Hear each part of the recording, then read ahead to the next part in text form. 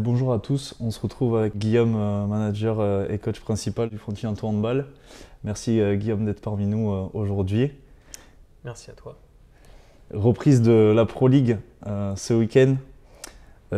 Après quasiment donc 2 mois sans compétition, il doit y avoir un peu d'appréhension, d'envie de vouloir reprendre après cet arrêt avec ces compétitions internationales. Ouais, c'est un mélange de plein d'émotions. C'est surtout, nous on s'est arrêté déjà le 12 décembre, donc c'est clair que ça fera quasiment 2 mois sans compétition officielle. Je pense que pour les joueurs, il y a une certaine lassitude quand on arrive fin janvier. Voilà, aujourd'hui on a tout de suite ressenti que c'était pas la même chose à l'entraînement, qu'il y avait de nouveau une concentration maximale qui était en place chez les joueurs. Je pense qu'on va se remettre sur les bons rails. Qu'est-ce que vous avez fait pendant cette période d'arrêt de compétition? Eh ben, on a essayé tout simplement d'améliorer notre projet de jeu. On a fait des choses vraiment cohérentes sur la première partie de saison. Je pense qu'il faut maintenant surprendre. Les adversaires font de la vidéo. Donc à nous de surprendre, comme je l'ai dit, d'un point de vue tactique, nos adversaires. Voilà, et puis essayer aussi de tester différents types de défense qui pourront nous permettre à un moment de nous sortir de situations compliquées. Pour l'instant, tout n'est pas réglé, mais en tout cas, nous, avec Joris, avec le staff, on est confiants en tout cas sur la qualité du travail qui a été effectué par le groupe durant ce mois de janvier.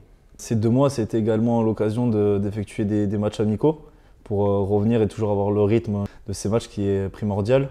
L'équipe a pu jouer contre Martigues, Granollers et notamment le MHB, des équipes qui jouent à plus haut niveau. Qu'est-ce que ça vous a permis de bosser, de jouer des équipes à un niveau supérieur? Tout simplement, surtout en ce qui concerne Montpellier et Granollers, qui sont deux équipes européennes. Pour un club de Pro League, c'est quand même exceptionnel, même dans une carrière, pour un joueur de Pro League, de jouer des équipes et des joueurs on va dire, de classe internationale. La motivation était vraiment de mise sur ces deux matchs. Les joueurs étaient plus que ravis de jouer au FDI Stadium contre Montpellier.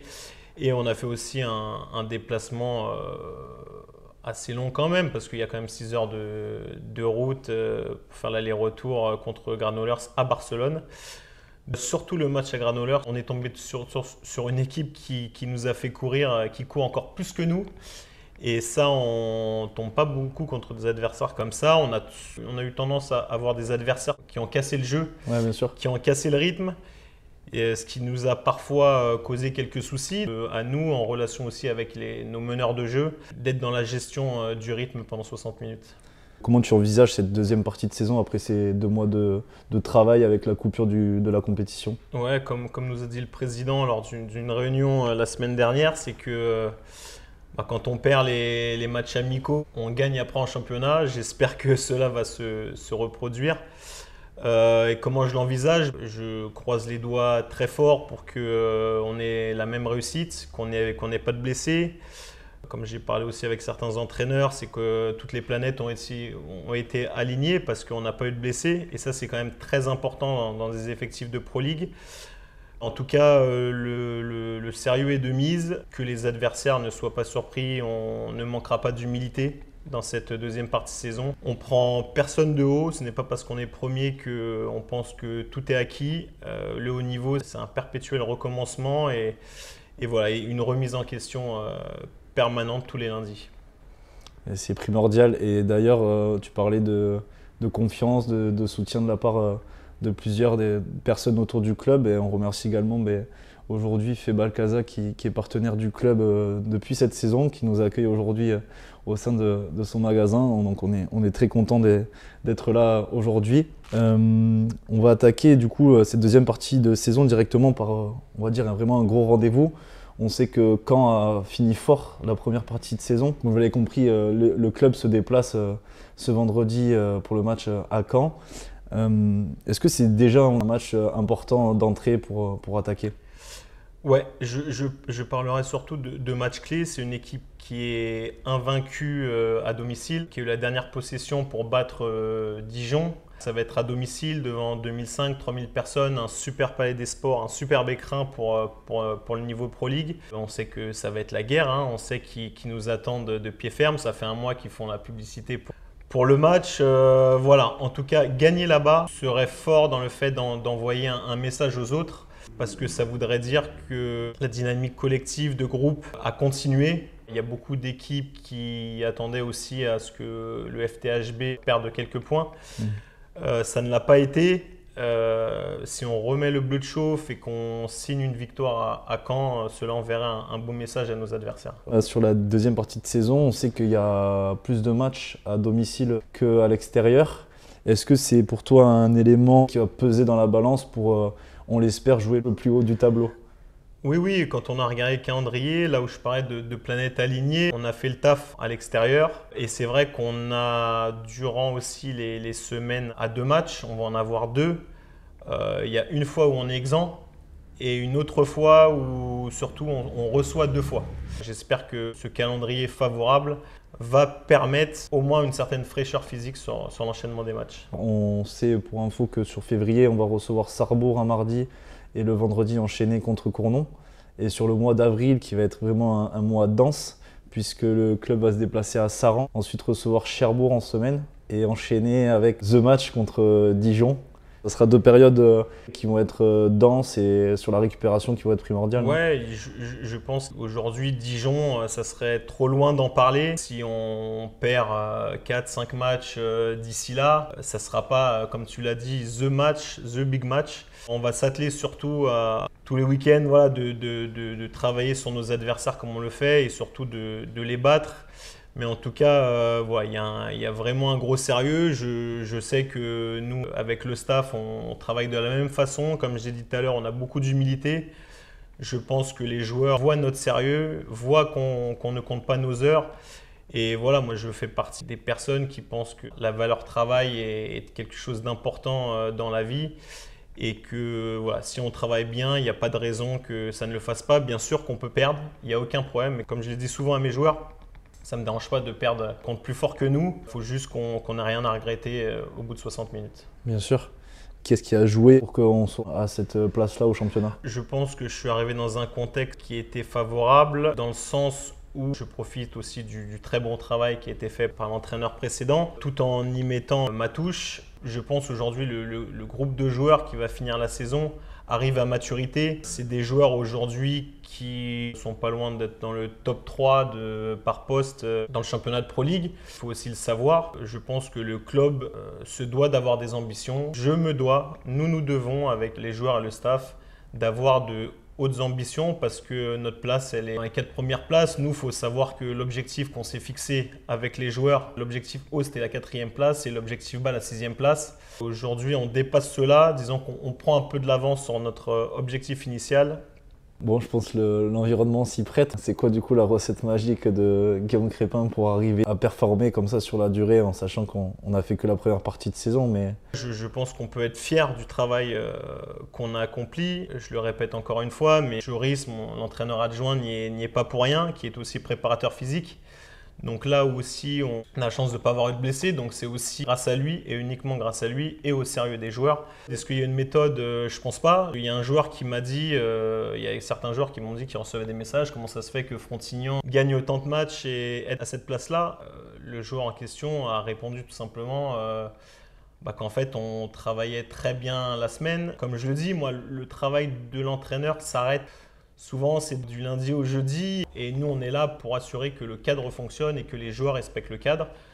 Pour l'instant, ça a payé, mais là où je suis le plus fier, c'est surtout du travail accompli par le staff en collaboration avec les joueurs, où il y a beaucoup d'échanges. Je le dis souvent, mais parfois les joueurs connaissent mieux les adversaires que l'entraîneur parce qu'ils ont affaire directement à eux sur le terrain. Donc voilà, on collabore. Tu parlais de méthode. Disons qu'il faut alterner le directif, le participatif, etc. C'est un mélange de tout. J'espère aussi avoir une certaine proximité avec mes joueurs. J'ose espérer que cela aussi est une force, qu'on se batte les uns pour les autres et non pas que les joueurs qui se battent un tout petit peu, au moins un petit pourcentage pour Joris et moi, sans oublier les kinés, la doc qui fait d'excellent travail. J'oublie pas l'ostéo, Nico. Je pense qu'on arrive très bien à manager tout ce qui gravite autour de l'équipe et je pense que les joueurs voient notre professionnalisme. Ils nous le rendent bien et je leur ai dit souvent, c'est que je suis très fier d'être leur entraîneur. parce que j'ai connu dans le passé certains groupes ou même certains joueurs qui s'entraînaient parfois à moitié. Ça, je n'ai jamais aimé ça. Moi-même, quand on fait un foot, on est là pour gagner le foot. Je n'accepte pas de subir. Il faut tout le temps être acteur de sa vie, tout simplement. Et c'est ce que les joueurs ont pris en compte chaque jour à l'entraînement. En tout cas, ils ne subissent pas. Ils sont très actifs. Voilà un peu tout ce qui fait la réussite de Frontignan cette année. Très bien. Tu parlais d'un groupe qui arrive à maturité. On a appris, et forcément c'est la rançon de la gorge, j'ai envie de dire, le départ de Nati et de Guénolé en fin de saison pour le club de Istres, un club que tu connais également. Est-ce que l'annonce de ces départs aura un impact sur cette deuxième partie de saison ? J'espère que ça aura un impact positif parce que je sais que des joueurs comme Guéno et Nati sont très attachés à ce club. Je sais qu'ils vont être encore meilleurs, ça j'en suis persuadé. C'est une manière aussi de leur mettre un petit peu la pression, mais j'en doute pas. Quelqu'un comme Nati, qui aujourd'hui a 30 ans, il est le meilleur buteur de Pro League. Quand on est à la mi-temps, quand je rentre dans le vestiaire, c'est le premier aussi à parler et à lancer les débats sur ce qui a été et ce qui n'a pas été. Il y a de la maturité sur le terrain, mais aussi de la maturité hors handball, on va dire. Et à contrario, donc on a appris le départ de ces deux joueurs qui sont là quand même depuis plusieurs saisons et qui ont beaucoup œuvré pour la réussite du club, que ce soit sportivement ou à l'extérieur des terrains. L'arrivée de Tom Meert qui du coup évoluait au club de l'USAM, un club voisin de Frontignan. Pourquoi ce joueur qui évolue au poste d'ailier ? Pardon, j'ai pas précisé. Ouais. Comme on l'a dit, quelqu'un comme Nati ou Guéno, ça va être dur de les remplacer au niveau de la qualité. Mais j'ai pris ce joueur-là et puis je pense que le club communiquera aussi très prochainement sur l'arrivée d'une ou deux recrues de plus. Tom Meert que j'ai connu à Besançon quand il était au centre de formation, qui est parti au centre de formation à l'USAM. Donc ça fait un moment que je le suis. Il a un très très gros potentiel. Moi je vois un très bel avenir chez nous. Pour moi le futur ça serait qu'il joue aussi en première division. Pourquoi pas avec Frontignan, en tout cas c'est ce que j'espère.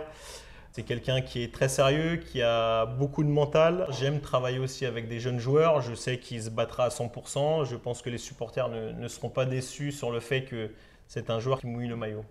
Et ça, on sait que l'ambiance à Ferrari, tu parlais d'ambiance, qui sont des ambiances vraiment importantes où les équipes ont du mal. Quand ils arrivent, ils se disent mais où c'est qu'on est ? C'est difficile de venir jouer chez nous. C'est ce que je dis souvent à mes proches. Moi, à Ferrari, je sens une puissance, une confiance. Un supplément d'âme. Un supplément d'âme quand je vois mes joueurs rentrer en transe 10 minutes avant le match sur le terrain pour la présentation.